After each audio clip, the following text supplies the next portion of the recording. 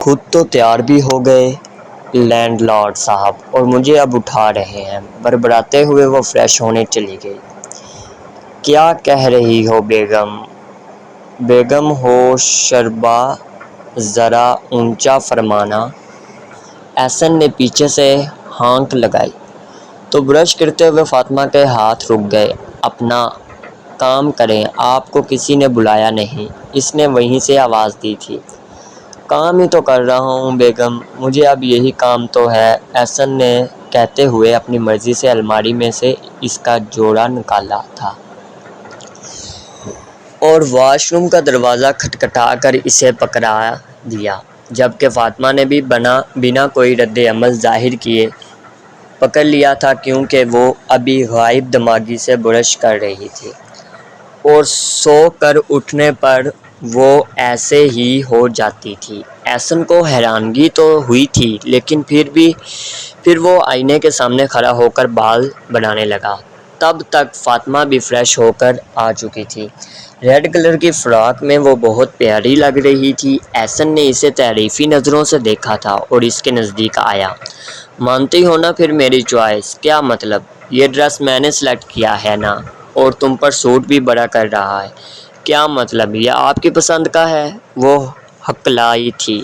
ہاں، میں نے ہی تو تمہیں پکڑایا ہے، احسن نے ہنستے ہوئے کہا۔ تو وہ فاطمہ بات یاد آنے پر اپنے آپ کو کوستی دروازہ کھولتے نیچے چلی گئی تھی، جبکہ احسن بھی قہقہہ لگاتے ہوئے اس کی جانب ہی لپکا تھا۔ ناشتے کے ٹیبل پر سبھی ہی موجود تھے۔ وہ دونوں سیڑھیوں سے نیچے اتر رہے تھے۔ اس وقت وہ ایک خوبصورت مکمل جوڑا تھا۔ احسن نے مزید تاثر پیدا کرنے کے لیے فاطمہ کا ہاتھ پکڑ لیا تھا۔ فاطمہ رد عمل ظاہر نہیں کر سکتی تھی، چونکہ سب کی نظریں ان پر ہی تھیں۔ رقیہ اور امتیاز صاحب دونوں ہی خوش تھے۔ رقیہ بیگم کی آنکھوں میں خوشی کے آنسو آ گئے تھے۔ احمد صاحب نے اپنی بہن کو اپنے ساتھ لگایا تھا۔ فاطمہ اور احسن کو مخصوص چیئرز دی گئی تھیں۔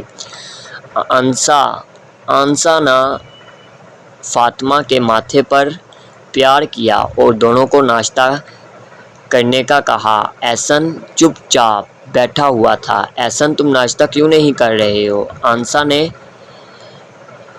اپنے بیٹے کو چپ بیٹھے ہوئے تحیر سے پوچھا تو وہ ہنس دیا۔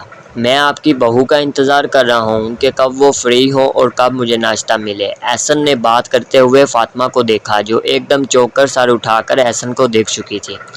تو میں ڈال دیتی ہوں نا چائے، آنسا نے احسن کے کندھے پر ہولے سے چپت لگاتے ہوئے کہا، تو احسن نے انکار میں سر ہلایا۔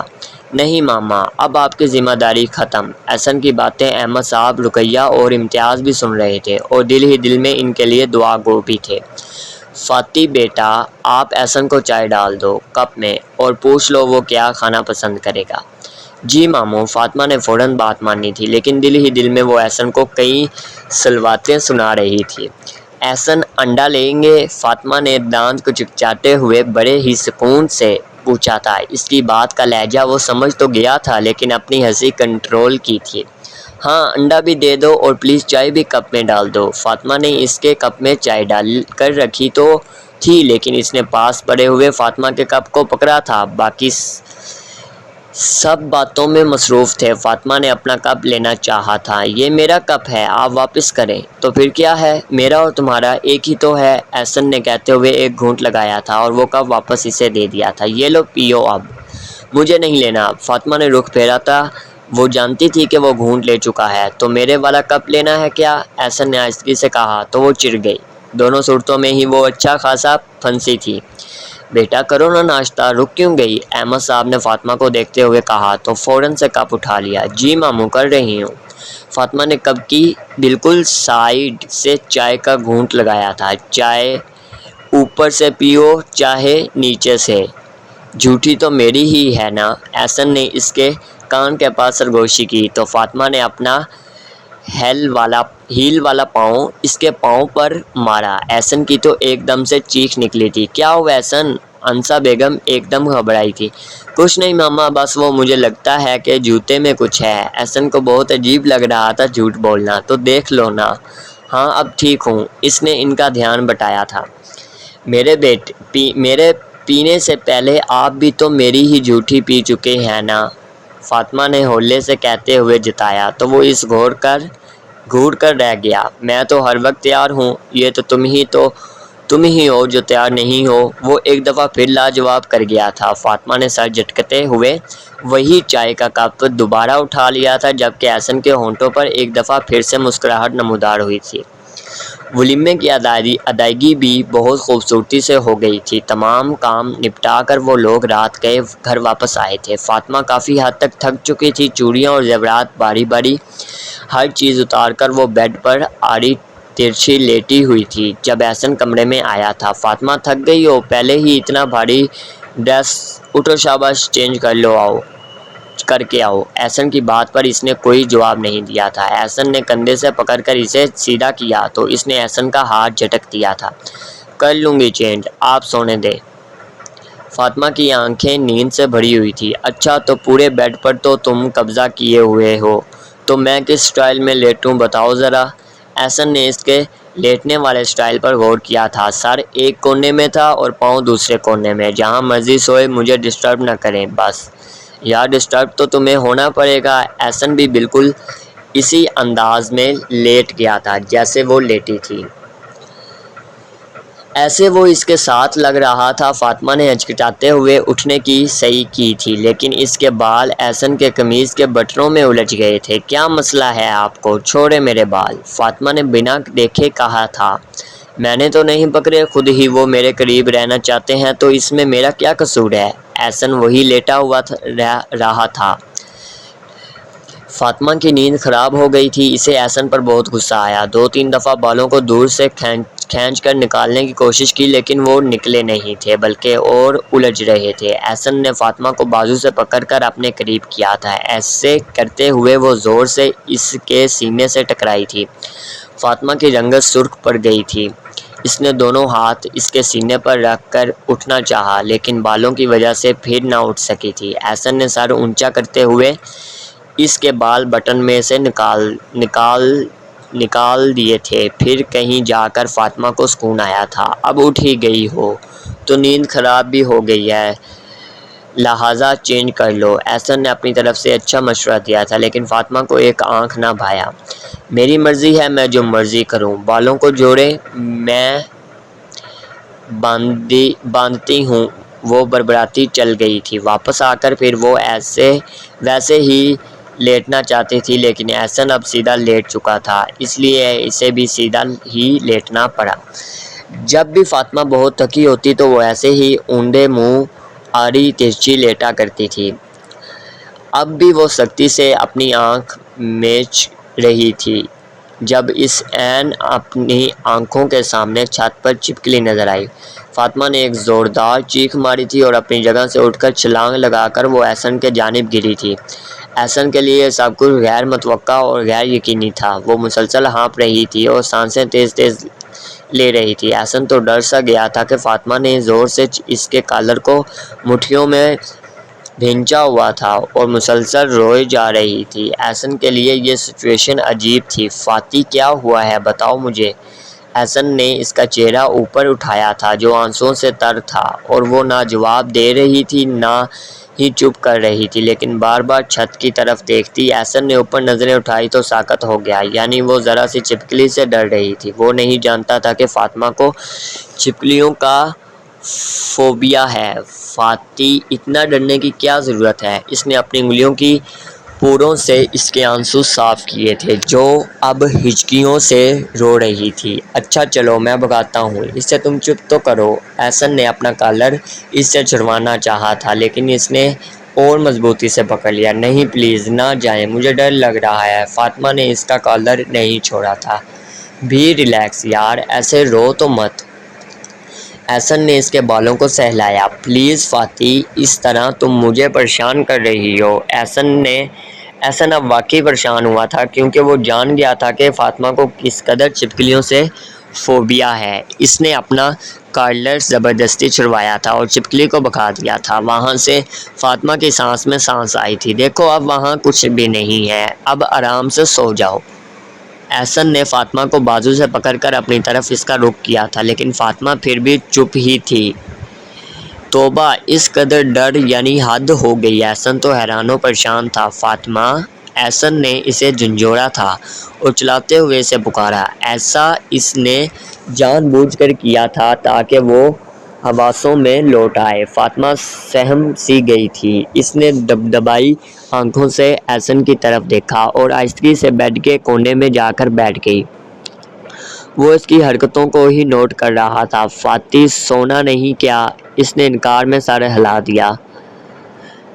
کیوں، ڈر آ رہا ہے کیا؟ احسن نے ہاتھ بڑھا کر اس کے چہرے پر آئی ہوئی لٹوں کو سمیٹا تھا۔ ہاں، میں نے ادھر نہیں سونا۔ اچھا چلو کوئی بات نہیں، تم میری سائیڈ پر سو جاؤ۔ احسن نے جگہ دی تھی اور وہ آرام سے وہیں لیٹ گئی، لیکن اس کی نظریں بار بار چھت کی طرف ہی اٹھتی تھی۔ احسن نے اسے تسلی دی تو اسے بھی ذرا سکون آیا اور سو گئی۔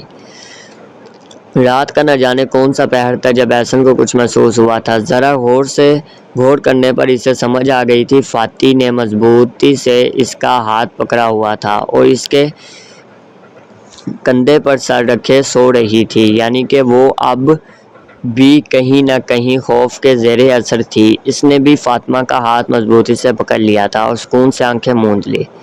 صبح جب فاطمہ اٹھی تو بالکل ذہنی طور پر ٹھیک لگ رہی تھی۔ احسن نے کوئی بات نہیں کی تھی، وہ دوبارہ وہی بات یاد نہیں کروانا چاہتی تھی۔ ایسا لگ رہا تھا جیسے اسے کچھ یاد ہی نہ ہو۔ وہ بالکل حشاش بشاش تھی۔ فاطی، میری شرٹ پریس کر دو یار، مجھے آفس جانا ہے۔ سب لوگ ناشتہ کر رہے تھے جب احسن نے فاطمہ کو مخاطب کیا تھا۔ بیٹا، میں کر دیتی ہوں، اسے ناشتہ کر لینے دو۔ انسا بیگم اٹھنے لگی تھی جب رقیہ نے منع کر دیا۔ اب یہ اس کی ذمہ داری ہے سب، بھابھی آپ کرنے دیا کریں۔ انہوں نے انسا کو واپس بیٹھنے کا کہا تھا۔ فاطمہ نے احسن کی طرف خالی نظروں سے دیکھا اور چائے چھوڑتی وہاں سے اٹھ گئی۔ اسے کچھ گڑبڑ لگی تھی، یعنی وہ اب سی نظروں سے چائے چھوڑ کر احسن کو دیکھتی وہاں سے اٹھی تھی جیسے وہ اسے شرمندگی دلا رہی تھی۔ خود وہ جب ناشتہ کر کے کمرے میں گیا تو فاطمہ کو دروازے کے آگے کھڑے دیکھ کر اسے عجیب حیرت ہوئی تھی۔ شرٹ پریس کر دی کیا؟ احسن کمرے میں گیا تھا لیکن وہاں کچھ نہیں پڑا تھا۔ پھر دوبارہ واپس آیا۔ فاطی، کیا ہو گیا ہے تمہیں؟ کہاں دماغ ہے تمہارا؟ رات سے میں پوچھ رہا ہوں کہ شرٹ کہاں ہے، لیکن تم یہاں بت کی طرح کھڑی ہوئی ہو کیا گیا ہے آخر؟ اس نے اسے کندھوں سے پکڑ کر جھنجھوڑا تھا اور کمرے میں لے آیا۔ فاطمہ کی آنکھوں سے آنسو آئے جا رہے تھے۔ احسن کے دل کو کچھ ہوا تھا۔ سوئی یار، میں نے سب کے سامنے تمہیں ناشتہ کرتے ہوئے اٹھایا۔ اس نے فاطمہ کے آنسو صاف کرنے کے لیے ہاتھ بڑھایا تھا، لیکن فاطمہ نے جھٹک دیا اور وہاں سے چلی گئی۔ احسن کو احساس ہوا تھا کہ اس نے غلط کیا ہے۔ شاید رات کا کچھ نہ کچھ بھی ابھی تھا۔ کچھ سوچ کر وہ رقیہ پھپھو کے کمرے میں گیا تھا۔ پھپھو، میں کمرے میں آ سکتا ہوں؟ احسن نے دروازہ ناپ کیا تھا۔ رقیہ بیگم فاطمہ کی چٹیاں کر رہی تھی۔ ہاں ہاں، پوچھنے کی کیا ضرورت ہے بیٹا، آؤ۔ فاطی، تم جاؤ ذرا، میں نے پھپھو سے کچھ کہنا ہے۔ احسن نے فاطمہ کو جو وہاں سے بھیج دیا تھا، خود رات والی ساری روادات سنا دی تھی۔ وہ بہت پریشان تھا، اس نے تو پہلی دفعہ ایسا کچھ دیکھا تھا۔ بیٹا تم پریشان نہ ہو، کئی دفعہ ایسا ہوا ہے کہ فاطمہ بچپن سے ہی چھپکلیوں سے ڈرتی ہے اور جب تک مری ہوئی چھپکلی کو اپنی آنکھوں سے نہ دیکھ لے تب تک اسے یہی ڈر رہتا ہے کہ وہ کہیں اس کو پھر نہ دیکھ لے۔ لیکن پھپھو، یہ تو بہت سیریس کنڈیشن ہے، اسے ڈاکٹر کو چیک کروانا چاہیے۔ احسن نے پریشانی میں اپنے سر کے بالوں کو مٹھیوں میں جکڑا۔ تمہیں کیا لگتا ہے میں نے ڈاکٹر کو چیک نہیں کروایا کیا؟ پھپھو، یہ مسئلے کا حل نہیں ہے، میں کل ہی ڈاکٹر کے پاس لے کر جاؤں گا، اور آپ پلیز اس کو سارا دن اپنے پاس رکھا کریں۔ میں نے فاطمہ کو ایسا کبھی نہیں دیکھا، میں اسے جب اس حالت میں دیکھتا ہوں تو مجھے بڑی تکلیف ہوتی ہے۔ رقیہ بیگم نے احسن کو تسلی دی تھی اور اب اس نے ارادہ کر لیا تھا کہ وہ فاطمہ کو ضرور ڈاکٹر کے پاس لے کر جائے گا۔ فاطی، آؤ باہر ڈنر کرتے ہیں آج۔ فاطمہ لاؤنج میں بیٹھی ڈائجسٹ پڑھ رہی تھی جب احسن پاس آ کر بیٹھ گیا تھا۔ مجھے نہیں جانا کہیں بھی، آپ جائیں۔ اس نے ڈائجسٹ ایک سائڈ پر رکھ دیا تھا۔ احسن نے اس کا ہاتھ ہولے سے پکڑا تھا۔ میں کہہ رہا ہوں نا، تو یہ کافی نہیں ہے کیا؟ احسن نے استفہامیہ انداز میں اس کی طرف دیکھا۔ بس مجھے نہیں جانا، آپ جائیں۔ اس نے دوبارہ انکار کیا تھا۔ اب کی بار احسن نے اس کو بازو سے پکڑا تھا اور زبردستی گاڑی کی طرف لے آیا۔ مجھے چینج تو کرنے دیں، وہ جھلجھلاتی تھی۔ بالکل ٹھیک ہے، تم کیوں ایسے کہہ رہی ہو؟ مجھ سے پوچھو نا، مجھے تو تم ہر حالت میں ہی پیاری لگتی ہو۔ احسن نے بڑے پیار سے اسے بولا۔ بڑے پیار سے اس کی طرف دیکھا تو وہ نروس ہو گئی۔ وہ زیر لب ہنسا تھا۔ وہ اسے ایک ریسٹورنٹ میں لے کر آیا تھا۔ ماحول کافی پرسکون تھا۔ وہ لوگ ڈنر کر چکے تھے جب احسن نے عمیر کو اپنی طرف آتے دیکھا تھا۔ یار تم یہاں کیسے ہو؟ ہاں میں ٹھیک ہوں، تم سناؤ؟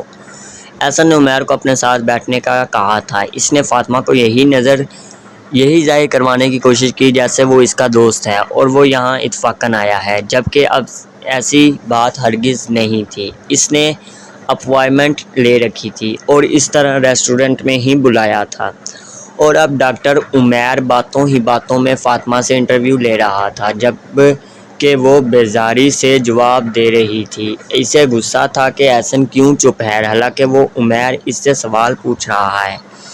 ٹائم ختم ہو گیا تھا۔ اب وہ اجازت لے کر چلا گیا تھا، جبکہ گھر واپس آتے سارے راستے وہ غصے میں رہی تھی۔ ڈاکٹر عمیر نے احسن کی وہ تمام باتیں ذہن دہانی کروا دی تھی جو فاطمہ کے لیے ضروری تھی، اس لیے احسن ان پر عمل کر رہا تھا۔ اس نے جراثیم کش سپرے کروایا تھا۔ فاطمہ نے اپنی آنکھوں کے سامنے مری ہوئی چھپکلی دیکھ لی تو ہی اسے سکون ملا تھا۔ احسن لیپ ٹاپ پر مصروف اپنا کچھ کام کر رہا تھا۔ فاطمہ بہت دھیرے سے دروازے